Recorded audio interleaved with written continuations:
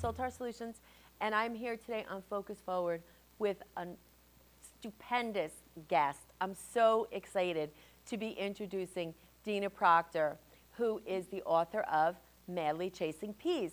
So Dina and I know each other through our Jack Canfield affiliation, running back and forth to trainings, but I had an opportunity to really get to know Dina at the retreat in Sedona that I was at a few months ago. And I will tell you, Dina is phenomenal, and her new meditation that she created is absolutely the answer to the 20-minute meditation. She cuts it right back and still gets an amazing success with it. So she's going to tell us all about it today on the show. So Dina, how are you? I'm great, Lori. It's so good to see you. Oh, it's so good to see you. Thank you so much for being on the show today. So tell us. Oh, it's so much fun. I'm so excited. You could tell, right? I'm not even like letting you talk. But anyway, tell us about Madly Chasing Peace, and tell us about how that came about. Okay, great.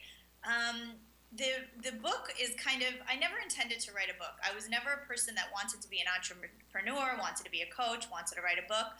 But now I have a story to tell, and that's why I'm doing all these things currently. So Madly Chasing Peace is kind of a half memoir, half self-help book.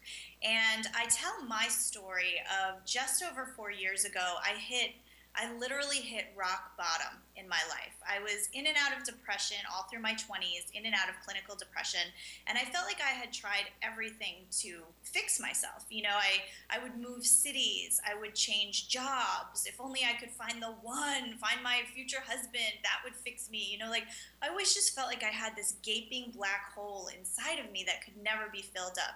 And I would upgrade my cars and change my boyfriends and stuff, and just nothing worked to get me happy. And I ended up in clinical depression. And I went to therapy. I tried different therapists. I tried group therapy. I tried different medications, and nothing really worked to fix me. And that's what I wanted, was to just find a sense of being comfortable in my own skin, comfortable with myself, and happy in my life. And that was eluding me for all those years. And every time I made a change, it's kind of like, you're taking yourself with you every time you make this change. I didn't realize that what I needed to do was inner work. I was just trying to change everything on the outside. So I ended up hitting rock bottom when I was 32.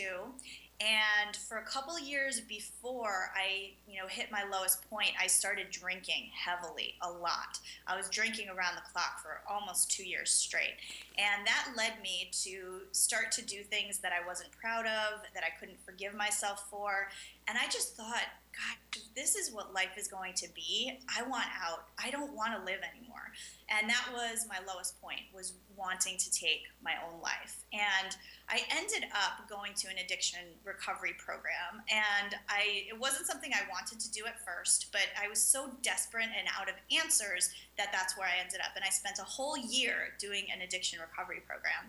And one of the first things, I chose a coach within the program who was just so comfortable in her own skin and had been as unhappy and as desperate as I was. And I couldn't understand how she got from where she had been to, the level of peace and happiness and just comfort in her own being where she was, at the point where I met her.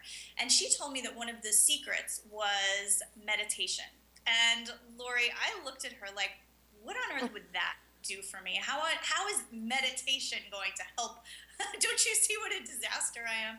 And anyway, she told me to sit still every morning for 20 minutes. And if I had not tried everything else in my life, I probably would not have tried this because it didn't appeal to me as a solution. But I wanted what she had, and so I made the time and the discipline to do this. When I first sat down for those first few days in the morning to try and, just sit and watch my breathing for 20 minutes, I found that physically I couldn't sit still that long. I was still withdrawing from alcohol. I was, consumed with all my negative thoughts, and I couldn't sit still for longer than 3 minutes. But since she had told me 20 minutes, I sat still for 3 minutes a few times a day, so that at the end of the day I could tell her, yes, I did 20 minutes, So that's how 3 by 3 meditation started out. It was more accidental. And after about, I would say 2 months, about eight weeks or so of doing this 3 3-minute meditations several times a day, I had an experience which I've never had before. And I was so deeply grounded and peaceful within my body. And I was also free of all my mind chatter. And I don't know, most people I don't think have ever had the experience of having no words in their head. There's always this constant kind of tape going in the background. And I was free of that. And I had such deep peace that I never even knew was possible. And that was kind of the turning point in my life. I thought, okay, there's something to this meditation thing, and there's something to doing it for 3 minutes several times a day. So that's kind of how 3x3 meditation came about. And the book was just, I started writing as a hobby, and then it ended up turning into this book, which is now a bestseller, which is awesome. And I'm coaching people now. So I'm living a dream that I didn't even know that I had. I never even wanted to do this stuff, but I'm so happy and grateful that my life turned out this way. Well, that's an amazing story. That is absolutely an amazing story. So what was you said you didn't even want to go to the support group. What was the driving force to go to the support group? Well, I planned a date for my suicide, and it was after a couple of, just like one thing after another, and I felt like I couldn't live with myself anymore for the things I had, sold out and kind of done in my life. And, I was stealing money, and I was, drinking at work and all this kind of stuff. I couldn't tolerate myself anymore. So I planned my date for a Saturday. And that was on a Sunday night, and I figured I'm just going to go to work. I'm going to get everything done, and in order this week. So when I'm gone on Saturday, everything will be taken care of, and no one will have to worry about anything. Like, this is where my mentality was at the time.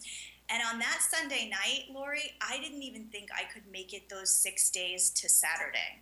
I just couldn't live with myself for 6 more days. And it occurred to me that since I was drinking so much, maybe it would make me feel better to go and see what real alcoholics were like. I mean, that was where I was at the time. That made sense to me, was I'm not that bad. I'm not one of them, but it might make me feel better to see, how bad it could be. That was my reasoning for going into visiting these addiction recovery meetings. And when I went there, I was listening to these people's stories, and I was thinking, oh my gosh, I've done worse than they've done. Like, I couldn't believe I fit into that category. And the people were so compassionate, and the women in the group would hold my hands and, just let me be and just let me rest there and cry there and stuff. And that's what kept me, I spent one day at a time going to meetings and going to meetings and going to meetings and postponing my suicide basically one day at a time for weeks, until I finally grabbed onto that coach and started the meditation practice and going through the recovery program. So this is an amazing story, because it sounds to me like you really hit like such a low point and that you never thought you would bounce back. I mean, that sounds to me like you never thought you would bounce back. And now here you are, not only have you bounced back, but you've bounced so high. You're a best-selling author. You have an amazing program. I've experienced that 3x3, and I will tell you, that is absolutely an amazing, amazing meditation technique. And now, best-selling author, amazing meditation technique that you created. Now you're coaching. I mean, you probably never would have been able to dream that you could do so much so quickly. It hasn't been that long. So what is the secret to your success? Well, the secret is, it's funny that you say The Secret, because I gravitated to that movie, The Secret. After I went through that year in the recovery program, and then gradually kind of transitioned out of it and went to Discovery, that program saved my life. It was the most important year of my life. And then after I became stable and happy, I started just looking around for other people who knew the secret to happiness and who knew these little, it wasn't even, I wasn't even thinking of this being like meditation, because what I do in 3x3 is like focused visualizations. I do, whatever I want to create in my life, I hold in my mind, I experience it emotionally as if it's already happened, and then it comes to be my reality. So that's kind of the secret in how I've gotten the success that I've gotten. And I also just relax and know that there's a greater plan, that there's, I'm not just this little person in this little body. This physical representation that I have in this body is like 5% of who I really am. Every one of us, it's our body is our vehicle for navigating the world, but we are such a powerful source of energy, connected straight to God's source. And that's where we come from, where we emanate from. And most people don't know that. So in 3x3, I'm plugging into that power source and I'm listening to my intuition rather than the chatter in my mind. And when you turn your attention that way and you focus more on just being in the moment and reminding yourself, like, I just need to get through today. I just need to get through these hours in front of me. There is a best match for my energy level right now on what I could be doing. There's a best match in terms of like an action for me to be taking or a person for me to be connecting with. And as I just let the day unfold, present moment by present moment, intuiting, not thinking about or managing or planning, but intuiting moment by moment how to live and who to contact, and living by inspiration rather than motivation, these ideas occur to me that I never even knew were possible. Like, for example, the writing. I was at a point, this is about 3 years ago, I was at a point where I had finally found peace. And I was just looking around for different things. I saw that movie, The Secret, and I was thinking, oh my gosh, these people have already figured out what I learned the hard way. And I wanted to learn more about that and connect with people. And I decided I wanted a hobby. And I was trying to decide between taking a writing class, a knitting class, and a Spanish class. And I, for whatever reason, gravitated towards the writing class, and I just started writing as a hobby. And after the 6-week class was over, I stopped until I ran into, a couple months later, one of the women from the group who said, how's your writing? I really liked your stuff. Come back to the class. And that inspired me to get back. So it's like, I didn't plan, okay, I've got this story, I'm gonna write this best-selling book. I just let my intuition lead me moment by moment, step by step. And that's how I met Jack Canfield too. I didn't even really know who Jack was. I just knew that anyone who writes something called Chicken Soup for the Soul has to be a good person, a person I'd like to connect with. And I saw that he had a retreat coming up. And while I was reading the email, just one of those advertising emails about his retreat, there was this real warmth that came across like my solar plexus, my heart. And that's what happens when something is right for me. That's how I know I'm on the right path. And I just knew, I was like, I don't even know anything about this retreat or these people, but I just know I have to be there. So it's tuning in moment by moment and letting the path kind of show you how to go. So I always say, I don't live my life. I don't manage my life. I let my life live me, and it's so much more satisfying and so much less to worry about. It's a lot less work to kind of do it that way. So could you, this is just amazing, because when I got the information for the retreat, I just sent it right away to Rachel, and I said, Rachel, what do you think about this? 2 minutes later, the phone called, and she's like, the phone rang, and I'm like, I want to go, and she's like, I want to go. So it was an immediate reaction. And there we were a few months later in Maui, and at the retreat, and that started all the Jack Canfield stuff, which was, it's just amazing. But let me ask you a quick question, and I don't know if this is possible, but do you think you could give us like a demo of the 3x3? Maybe one of those, because when you talk about it, I think it's a little bit challenging to understand, especially for people that don't meditate and maybe don't visualize. So do you think you could possibly show us a little bit about maybe just a few seconds of it?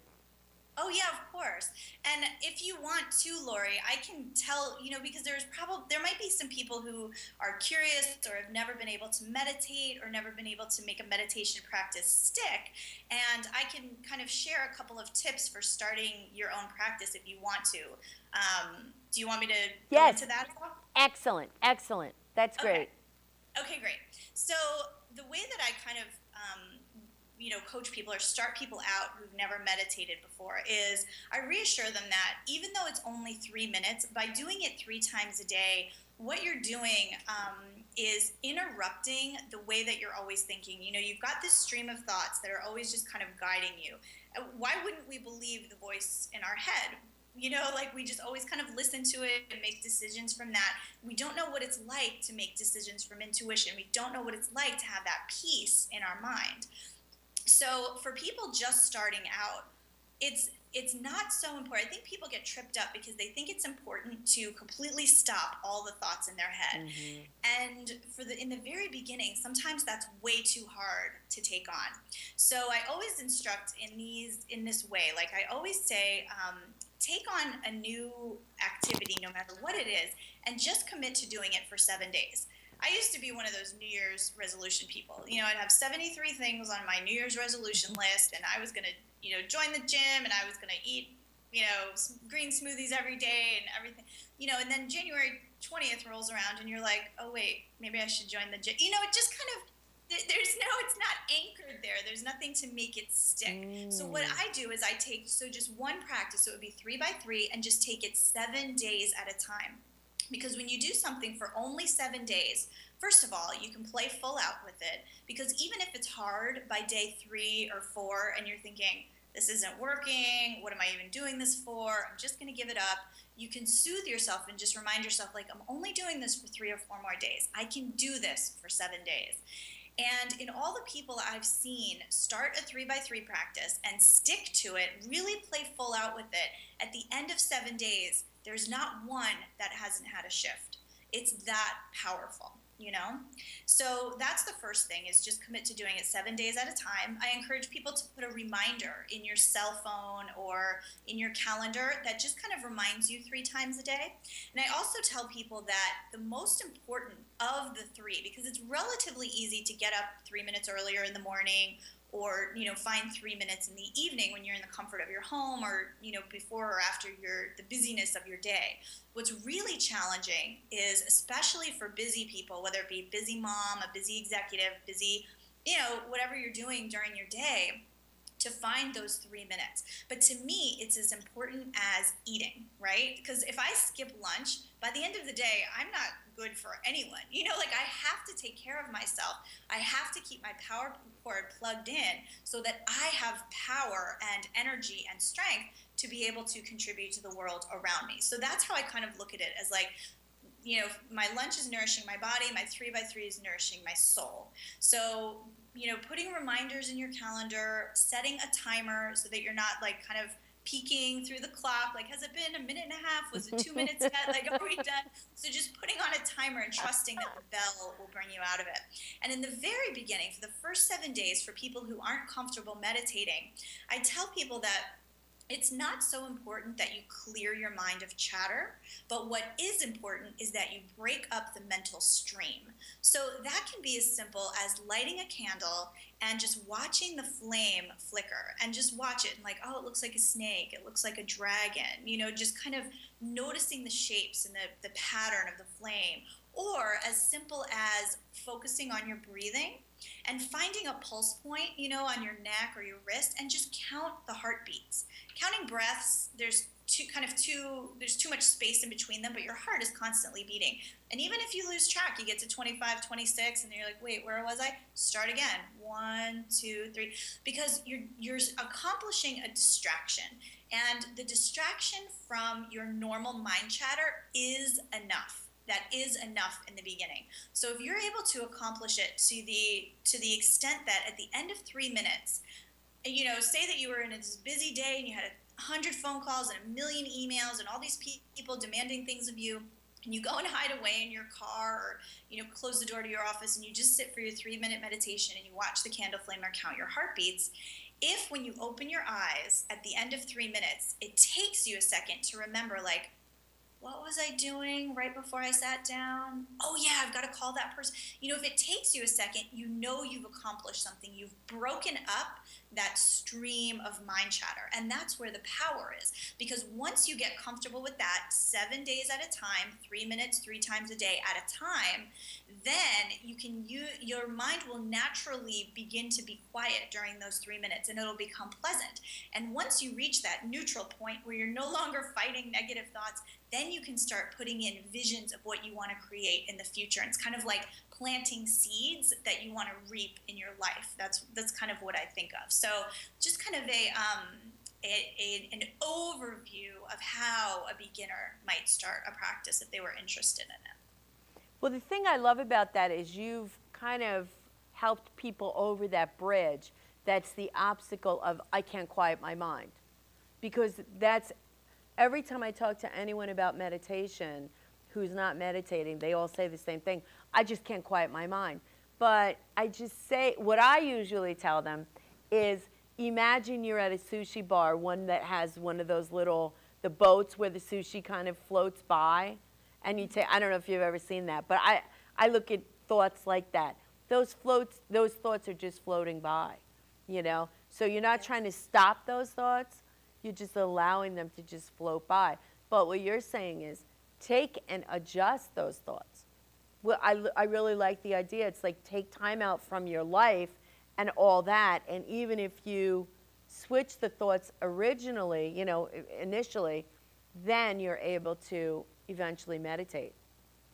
Yeah, it builds on itself. It builds. So that's just like kind of step one, layer one, and then the next 7 days would be layer two, layer three. So it would kind of build from there. And I like your idea with the boats too, because once you're comfortable in in the 3x3 practice, and you're okay to actually be able to sit still and distract yourself and just kind of calm yourself for 3 minutes, then you can start watching your thoughts. Like Eckhart Tolle in his book, The Power of Now, calls it the watcher of your thoughts. And that's when, what you're saying, you can actually recognize, like, these are thoughts on the boat. They're not my identity. They're not the truth of life flowing through my mind. They're just thoughts. And I can kind of choose which boat I want to get on and which boat I let sail right by me. But you're right. That's more of the person who's kind of into the meditation practice already would find that easier. So yeah, but I like that. Yeah, I really think, the other thing about the meditation that I find that's so interesting, yours is really, it's really kind of quick. I mean, it's like you jump in and you're there, boom. And I think that's because of the relationship that you've made between the actual thought and the feeling. Because when you have that relationship, things start to happen immediately. So that's one of the things that I really liked about your meditation technique. Other meditation techniques that I've done, when I'm in that 15 minutes, 13 minutes, 18 minutes, whatever, when it's time for me to come out of that, I really feel like I'm being pulled out of it. I want to stay there because it feels so nice. It feels so gentle. It just feels like I'm going to get some more, you know, divine intervention or more thoughts or whatever. Not really thoughts, but just more messages that I can use, because I get so many messages from the meditations. So this is the thing that's really interesting. I think entrepreneurs really, they're so busy all the time, and they don't want to take 1 second away from their busyness.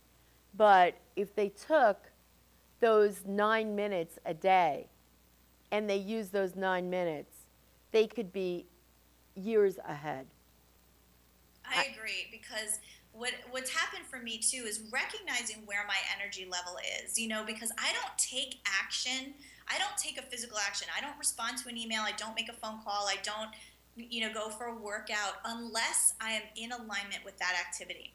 So I don't just push through and do it anyway just to get it done, because if I'm in a resistant space, I won't be doing my best when I'm getting it done, and my heart isn't in it. It's not a satisfying experience. So if I'm resisting something that I know I need to do, or a deadline's coming up and I know I need to get something done, or make a phone call to someone that I don't feel like doing, what I do is I go inside and I just let the inspiration come naturally.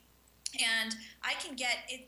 It's amazing, Lori, because people have experienced this feeling of being in the zone. You know, there might be something you've been putting off for a couple of months. Oh my gosh, this is going to take forever. I'm just not up for this project. I'm totally overwhelmed. And then one day you just kind of wake up and are like, you know, I could actually go for doing that project right now. And you get into it, and a day and a half later, the project's done and you feel great and you immersed yourself in it. You were one with it because your energy was aligned with it, and it went so much more quickly and smoothly than it might have. And so that's how I manage all of the stuff that I need to do in my life. Like, I manage my energy first, like my willingness and my wantingness to do the activity. You know, I did it with running. A year and a half ago, I decided I wanted to start running. I wanted to get comfortable running. I wanted to be able to do like a 5K, and I'd never run in my life. So I didn't just join a running group. I went inside for meditation, and I visualized myself running just around one block. I visualized myself putting on the shoes, putting on the workout gear, and running successfully around one block, and then feeling great. And I did that for maybe 7 or 10 days. And on the day that I stopped doing it because I was so kind of inspired to do it that I put on my shoes and I went and I ran around that block. So that's what you're doing. It's like you're cultivating this feeling of success and accomplishment, so much so that it's like you're so inspired that you're driven to do it rather than feeling you have to. It's the difference between being inspired and using sheer willpower and motivation. And willpower and motivation are powerful, but they're not long lasting. Inspiration is endless. So that's how, and I feel like I'm much less busy. Like, I definitely have a lot of stuff to do. I have a lot of calls to make, a lot of emails, a lot of connections and stuff. But I never feel overwhelmed or too busy because I'm managing my energy. And I think that a feeling of overwhelm or feeling like there's too much to do is just, a lot of times when we learn how to connect and work from that power source and that source of inspiration, rather than just kind of running around like a maniac trying to get it all done anyway, it's a lot more efficient, it's a lot more productive, and it's a way more satisfying way to live. So it works. Wow, that's amazing. I absolutely believe that that's true. So we're out of time.